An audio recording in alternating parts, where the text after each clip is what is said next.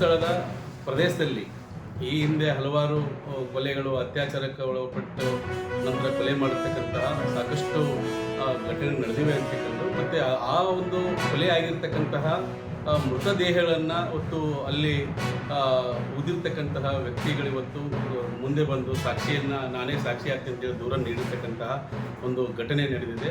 ಈ ಕುರಿತಂಗೆ ಒಟ್ಟು ಸತ್ಯಾಸತ್ಯತೆಯನ್ನು ಹೊರತೆಗೆಯುವ ನಿಟ್ಟಿನಲ್ಲಿ ಇವತ್ತು ಆ ಒಂದು ವಿಶೇಷ ತನಿಖಾ ತಂಡವನ್ನು ನಿವೃತ್ತ ಅಥವಾ ಹಾಲಿ ನ್ಯಾಯಾಧೀಶರ ನೇತೃತ್ವದಲ್ಲಿ ನಡೆಸಬೇಕು ಅಂತ SIT ರಚನೆ ಮಾಡಬೇಕಂತ ತಿಳ್ಕೊಂಡು ಭಾರತ ಪ್ರಜಾಸತ್ತಾತ್ಮಕ ಯುವಜನ ಫೆಡರೇಷನ್ DYFI ಆಗ್ರಹವನ್ನು ಮಾಡಿತ್ತು. ಈ ಕುರಿತು ಸರ್ಕಾರಕ್ಕೆ ಮನವಿಯನ್ನು ಕೂಡ ಆಗ್ರಹವನ್ನು ಮಾಡಲಾಗಿತ್ತು. DYFI ಸಂಘಟನೆ ಈ ಹಿಂದೆ ಪದ್ಮಲತಾ, ವೇದವಲ್ಲಿ ಸಾವಿನ ಪ್ರಕರಣದಲ್ಲೂ ಕೂಡ ಜನಪರ ಸಂಘಟನೆಗಳು ಕೂಡಿಕೊಂಡು ಹೊತ್ತಲ್ಲಿ ಹೋರಾಟವನ್ನು ಮಾಡಿರ್ತಕ್ಕಂಥ ಸಂದರ್ಭ ಇದೆ.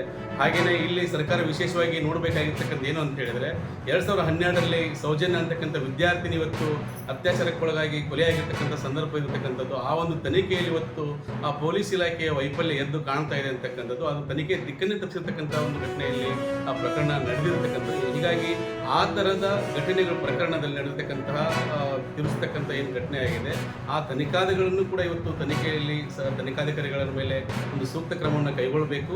ಮತ್ತು ಈ ಒಂದು SIT ಏನು ರಚನೆ ಮಾಡಿದೆ ಇವತ್ತು ರಾಜ್ಯ ಸರ್ಕಾರ, ಇದನ್ನು DYFI ಸಂಘಟನೆ ಸ್ವಾಗತ ಮಾಡ್ತಾ ಇದ್ದೀವಿ.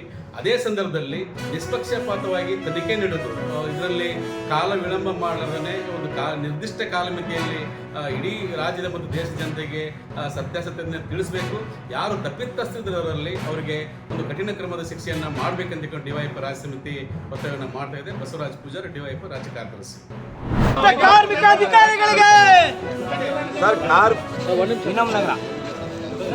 ಸರ್ ಕಾರ್ಮಿಕ ಇಲಾಖೆ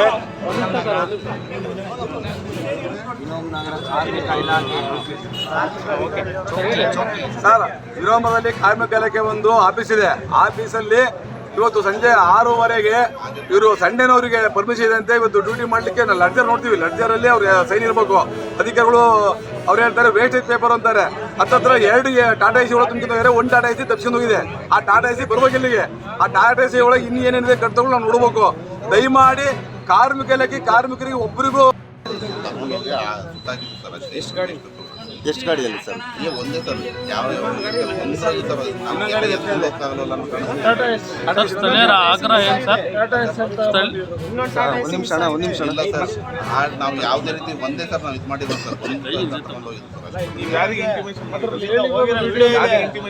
ಮಾಹಿತಿ ಯಾರಿಗೆ ಕೊಟ್ಟಿದ್ದೀರಾ? ಇದರದ್ದು ನಾವು ಮೇಲಧಿಕಾರಿಗಳು ಯಾರು ಸರ್? ಸರ್ ನಮ್ಮಲ್ಲಿ ಸಹಾಯಕ ಕಾರ್ಮಿಕ ಆಯುಕ್ತರು ಇರ್ತಾರೆ ಸರ್. ಮತ್ತು ಹಾಸನದಲ್ಲಿ ಮತ್ತು ಚಿಕ್ಕಮಗಳೂರಲ್ಲಿ ಇರ್ತಾರೆ ಸರ್. ಅವ್ರಿಗೆ ನಾವು ಫೋನ್ ಮಾಡಿ ಹೇಳಿದ್ವಿ ಸರ್, ಈ ರೀತಿ ನಾವು ಆಫೀಸ್ ಅದಾಲತನ್ನು ಇದು ಮಾಡ್ತಾ ಇದ್ವಿ, ರೆಕಾರ್ಡ್ಸ್ಗಳನ್ನೆಲ್ಲ ಹಿಂಗೆ ಇಲ್ಲಿ ಪ್ರಾಬ್ಲಮ್ ಆಗ್ತಾ ಇದೆ. ಮತ್ತು ಅಲ್ಲಿ ತುಂಬ ಇಲಿಗಳು ಜಾಸ್ತಿ ಆಗಿ ಅದು ವಾಸನೆ ಬರ್ತಿತ್ತು. ಅದನ್ನು ಆಫೀಸ್